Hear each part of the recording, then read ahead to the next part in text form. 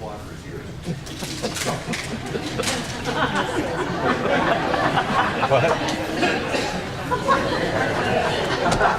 I saw you do a double check. Well, good morning, everyone. You can take your message outline from the bulletin. Most people are interested in success as it is generally defined by society. I have never met a person who was mentally stable who wanted to be a failure. The problem is that people have different definitions of success. What I would like for us to explore is this question: what is biblical success on an individual Christian level as defined by God? Not defined by our culture, but defined by God. Take a look at the first passage in Joshua 1. Moses has died, and Joshua has taken over the leader position of the nation of Israel. And he's talking to them before they cross the Jordan River and enter the promised land. And he says this: do not let this book of the law depart from your mouth. Meditate on it day and night, so that you may be careful to do everything written in it. Then you will be prosperous and successful. So I would like for you to circle the word success. God wants you to succeed. The catch is He defines success differently than the world does. So what exactly does it mean to be a success based on God's standard? Well, first, there are several false measurements of success. Number one, spiritual success is not measured by how I look. Spiritual success is not measured by how I look. I intentionally chose the word spiritual because I didn't want you to think we were thinking physical. In the physical realm, in certain circumstances, success is at least partially determined by how good you look. If you're good looking, you may advance further and faster than if you aren't. But we're not discussing that. In the spiritual context, your success is not measured by how you look. Our society is very image conscious. It's all about style. Drive the right car, wear the right clothes, have the right accessories, and go to the right plastic surgeon. Somebody said this: if I look successful, who cares what my life is like? It may be a big mess, but at least I look good. I have a question. Why is it that there can be two shirts, nearly identical, but the one with the little logo costs twice as much? Why is that? Our culture is built on image. The Bible says God looks at the heart. This is 1 Samuel 16:7. It says, people judge by outward appearance, but the Lord looks at the heart. So if we're going to be a spiritual success, we need to understand that God is going to be looking on the inside. And then two, spiritual success is not measured by my physical possessions. Now, society equates wealth with success. What is a successful man, successful woman? The person who has wealth. Well, get this. From a biblical perspective, a person can be wealthy and a failure at the same time. Someone says, well, I wish I had $5 million so I would never have to work another day. That sounds nice, but that is not God's goal for your life. And if that happens, remember 10% comes here. 5 million, what's 10% of 5 million? 500,000. That would be good. That would help us make the budget this year. In Luke 12:15, this is what Jesus said. Beware. Guard against every kind of greed. Life is not measured by how much you own. And so your self-worth is not measured by your wealth or your assets. And then number 3, spiritual success is not measured by my social or corporate position. Spiritual success is. It may be, physically it is, but not spiritually. Now you're going to, this passage is great. This is from the book of Ecclesiastes, my second favorite book in the Bible. Are you going to ask me what's my favorite one? Song of Solomon. The one nobody studies, except us. We've been through it. This is Ecclesiastes 10:6. I know it's a strange name for a book, but it's a series of observations about life. Take a look at this. Fools are given important positions while gifted people are given lower ones. How about that? Just because a person is in a high position doesn't mean they are smart or brilliant. Sometimes circumstances, chance, or injustice raises a fool to a place of honor. So just because you're not the president of the company doesn't mean you're not smart or brilliant. So here's what the Bible teaches. Spiritual success is determined by my character. Now for this message, we're going to let character mean a willingness to follow biblical disciplines. If you have a willingness to follow the biblical disciplines set forth, then you're going to have the right kind of character, be a person of character, and be a spiritual success.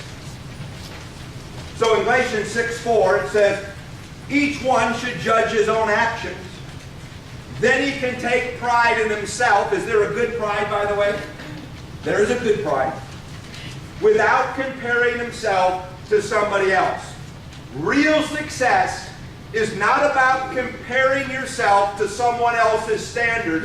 It's about judging yourself based on godly principles.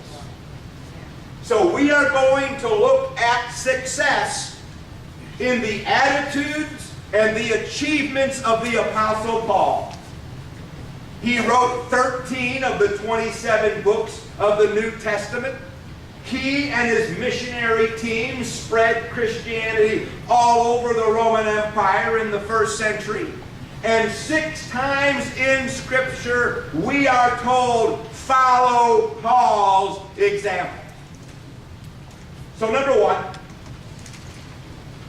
spiritual and physical success starts with a sense of direction. Now I put something in your outline. It's a note from me personally. And because I want to explain why I have and physical in parentheses. So I'm going to read you the note that's on your outline. I put the words and physical in parentheses because the emphasis of this message is spiritual success. That is success defined by God. However, physical success, as generally defined by society, and spiritual success often are the result of similar characteristics or actions. And so we're focusing on spiritual success, but some of these points apply to physical success too. And for spiritual success to happen, you have to have a sense of direction. For physical success, you have to have a sense of direction. Someone said this, if you don't know where you're going, you're probably going to end up somewhere else. So Paul had a clear sense of direction. This is Romans 15:20. He said, my ambition, that would be a sense of direction, my ambition has always been to preach the good news where the name of Christ has never been heard, rather than where a church has already been started by someone else. So Paul's gift was to establish churches. We would call him today a church planter. He had a sense of direction of what he wanted to do. Now, in application to us, there are a lot of people who have absolutely no goals. Physically or spiritually, they're just drifting. You have to have goals if you're going to be a successful Christian or plumber or nurse or welder or computer technician. It is true your goals may change, but you have to be moving in some direction in order for God to give you guidance. The very first recorded words of Jesus at the age of 12, I must be about my Father's business. Does that sound like a sense of direction to you? Yeah. And then at the very end of his life on the cross, he said, it is finished. Like bookends, at the beginning and at the end, he had a sense of direction, and that's one of the reasons he was a spiritual success. So our ultimate goal as believers is to move in the direction of heaven, regardless of what you choose to do physically. We want to move in the direction of heaven. So look at Philippians 3:14. Paul is going to use the metaphor of running a race. So I run straight toward the goal in order to win the prize. So notice he says, I run in order to win. He was running for the prize that he knew was at the end of his life. He had a sense of direction. That is a part of spiritual and physical success. And then 2, spiritual and physical success is understanding contentment.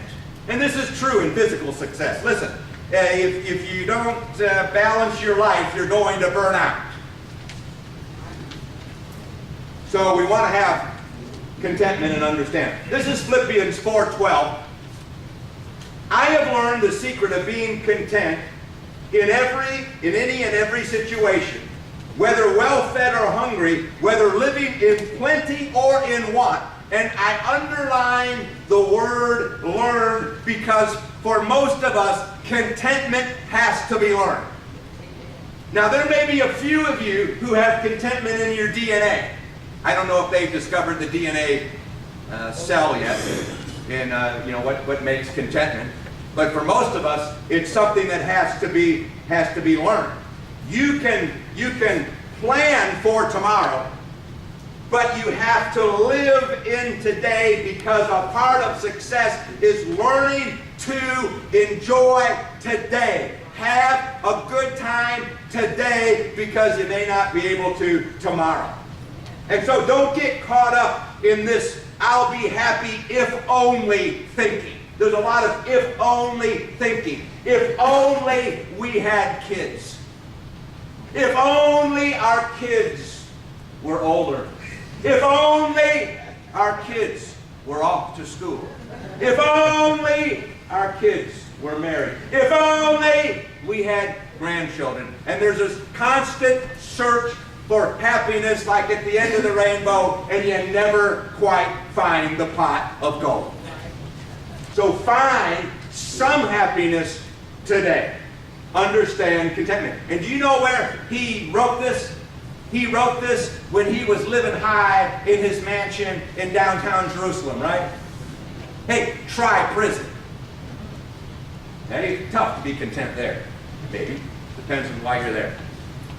3, spiritual and physical success requires commitment. Have to be committed.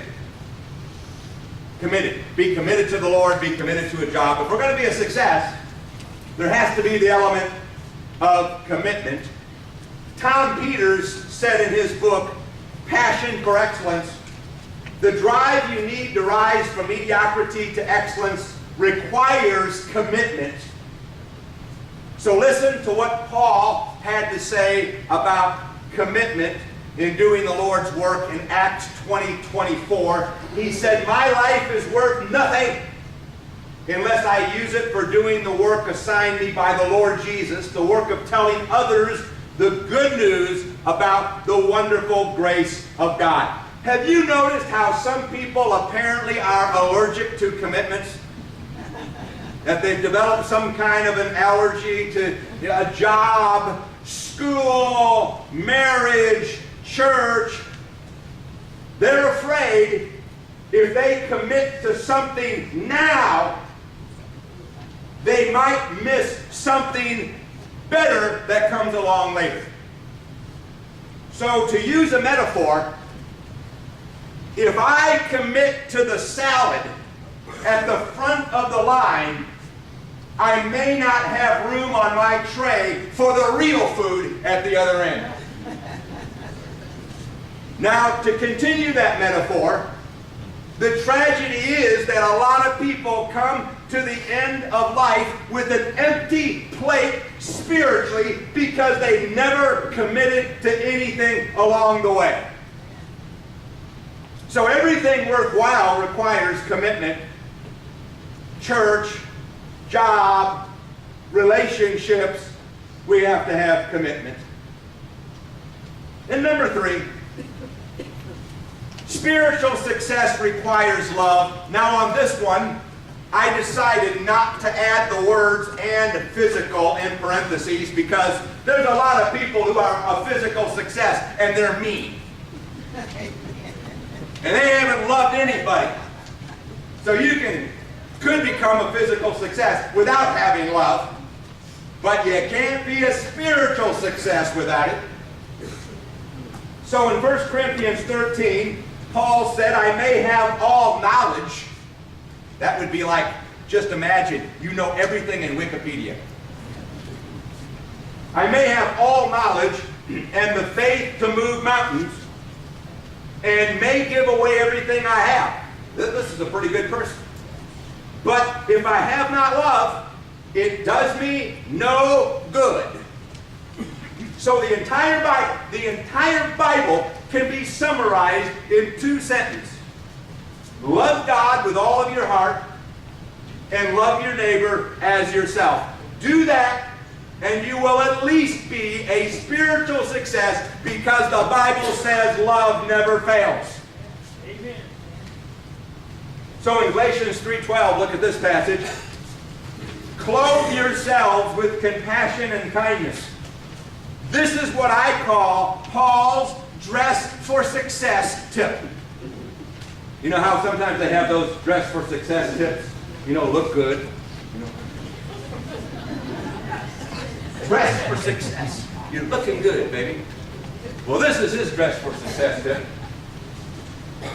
Research shows that the way you dress affects your relationship and how other people perceive you. Paul says, dressing for spiritual success means being sensitive to the needs of others and treating them with kindness. Do that and you are dressing for success. Spiritual success. And then 4, spiritual success requires an enthusiastic faith. Enthusiastic faith. So a long time ago, there was a fellow by the name of Emerson. Ralph Waldo Emerson. We've all heard about him in school, right? Yeah, he was kind of a philosopher, a lecturer, a poet. He was big into transcendental meditation and kind of popularized it. But I like what he said here. Nothing great was ever achieved without enthusiasm. Yeah, I think there's a lot of truth to that. In Philippians 4:13, Paul said, I can do all things through Christ because he gives me strength. Paul was enthusiastic about what the Lord could do for him and through him. Now you're familiar with this, and you know why you're familiar with it? Because I've told you about it before. That the word enthusiasm, the etymology, the origin of the word enthusiasm literally means God in you. That was the original meaning of the word.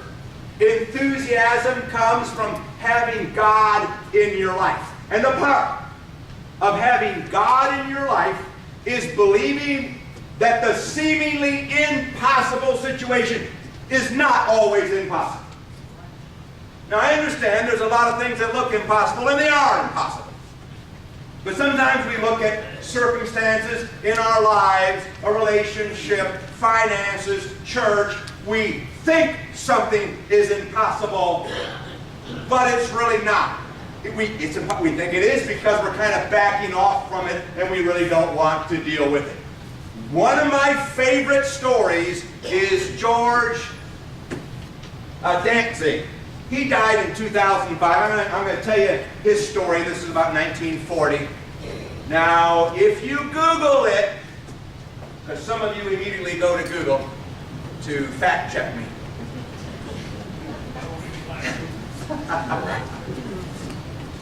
You'll probably get the embellished story. I'll give you the real story. The real story is good. It's just not the embellished story. What happened? A couple of generations ago, there was a very popular minister by the name of Robert Schuller. He was the guy at that Crystal Cathedral, that all-window building in California. And he wrote a book, and he asked George if he could put the story in his book, and George said, yeah, but Schuller embellished it with a lot of stuff that did not happen. But that's the story that circulated and is usually the one that is told. But just the story itself is good. So it's about 1939, 1940, and George is a doctoral candidate, a candidate for the PhD degree at the University of California at Berkeley in mathematics. He was late to class one day. While he wasn't there, the professor put two unprovable statistics on the board and said to the students, I'd like you to write these down, take them home, just challenge yourself, take a look at them. George comes into class late. He looks up and he sees the homework on the board. He writes the two unprovable statistic formulas down, takes them home, not knowing they were impossible. No one told him they were impossible or unprovable. And after a few days, he proves one of the statistical formulas. And later he and the professor would publish it, and then later on he would discover the formula and prove the second one. Now, the way that this story is used in application, and George never directly answered this question, the question was asked, if George knew ahead of time those statistical formulas were impossible or unproven, do you think he could have solved them? You know, sometimes we're told something and we get that in our head, and so we're kind of locked in. Sometimes what is seemingly impossible is not always impossible. That's all I'm saying. And apply it to this congregation. I think some things can happen here. I don't believe it's impossible. Amen. Then 5, spiritual success requires service to others. Service to others. Again, I don't have the words and physical in here because a lot of times people are a physical success and they've never served anybody for a day of their life. But Paul's favorite title for himself was servant of the Lord. That was his favorite title. In 2 Corinthians 12:15, he said, I will be glad to spend all I have and myself as well in order to help you. So Paul said, I am willing to lay it on the line. A part of spiritual success involves service to others. And then 5, spiritual and physical success requires steadfastness. I put the word and physical back in because if you're going to be a physical success, you have to have steadfastness. If you're going to be a spiritual success, you have to have steadfastness. What does it mean to have steadfastness as a Christian? Well, how about this in 2 Corinthians 4:8? We are hard pressed on every side, but not crushed. Perplexed, but not in despair. You know what comforts me in this passage? Is that an apostle was perplexed. Man, I thought they had it all down.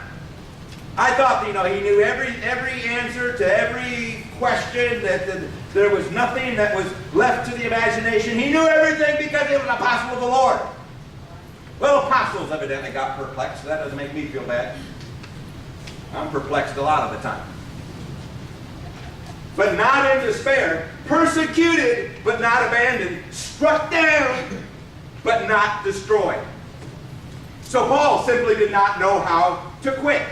He was persistent, determined, full of tenacity. The key to spiritual success is not giving up your faith in God even when you are pressed on every side. Now I love the last part. This is from J.B. Phillips' translation. I love the way he put it.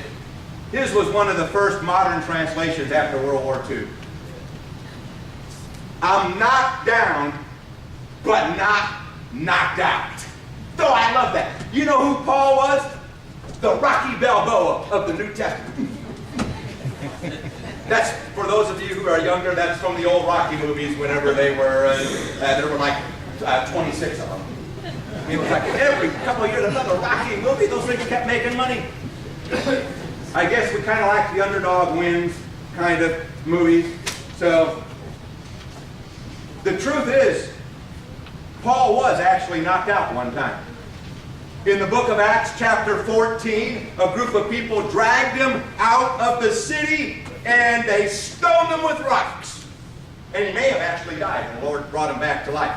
But he was knocked out, but he got up and he went back into the city and continued teaching. He had incredible staying power. So, a great believer is just an ordinary person with an extraordinary amount of determination to keep going. You know what makes you great is that you keep going.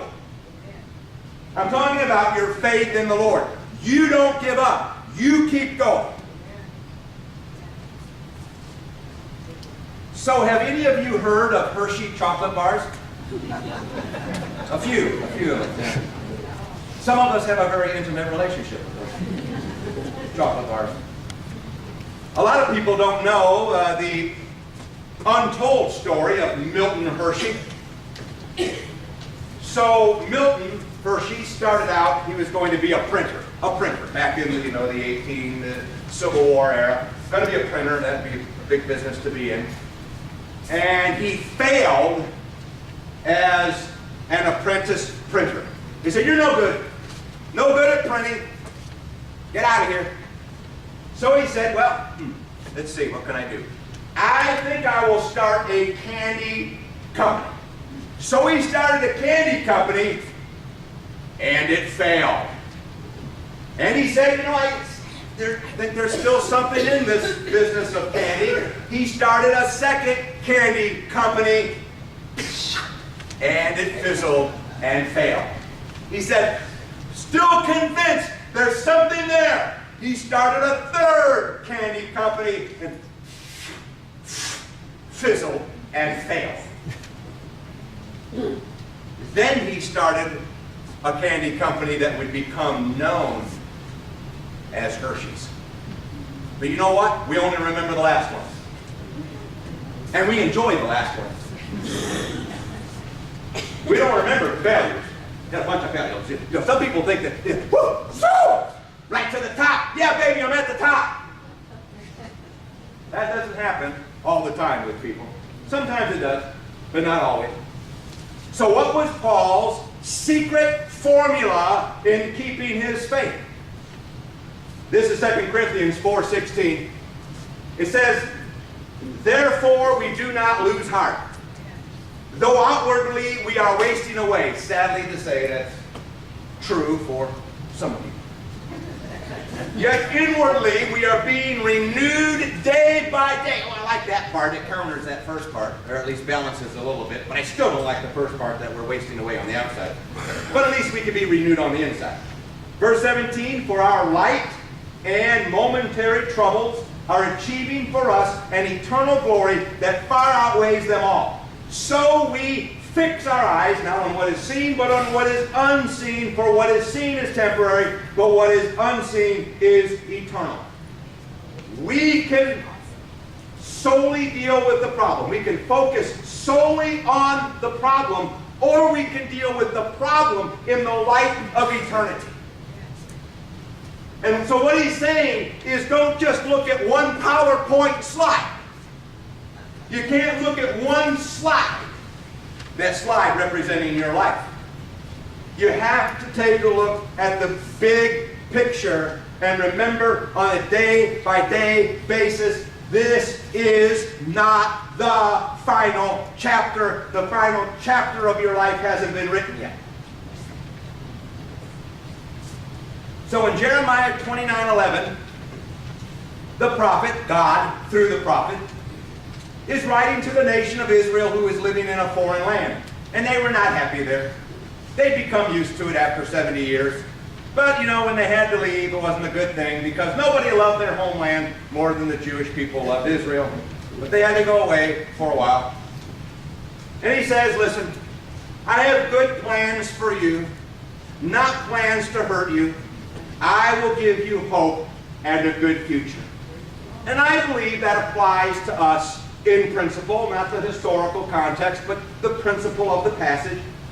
Ultimate success is following the principles of God's Word so you can win the prize of heaven when life is over. So my question is, are you running for the Lord? Spiritual success is not about how you look. It is not about how much you have. It's not about how much you know. It's what you are that counts. And what you are is determined by what you are committed to. So are you committed to the Lord? God doesn't promise to make you a millionaire. But you will find some level of satisfaction and fulfillment that comes from knowing you are doing the things that please Him. And so my word to you is you are a spiritual success. Probably more than you realize because we sometimes tend to be down on ourselves.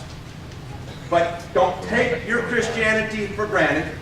Don't give up. Keep going. Hold on to your faith and be like Paul. I may be knocked down, but I'm not going to be knocked out. You may have your physical possessions taken away in some situation. Do not give up your faith in the Lord. That's what the Bible is all about. The Lord says, I will give you the inner strength that you need to hang in there and not give up. And so as much as it is in our mental control to do so, hang on to your faith in the Lord. And it's beautiful to look out and see you every week. You're beautiful people, physically and spiritually. And it's a blessing. And every year that I've been here, and by the way, you know how many years I've been here? Since October? You've been enduring me for 25 years. Endurance. That's endurance on your part. Oh, it's beautiful. Beautiful. Frank is going to come up and he's going to lead us in an invitation hymn. And if you have a particular need that we can assist you with, pray, interceding on your behalf, assisting you in being baptized into Jesus Christ would be great. We want to do that while we stand and sing.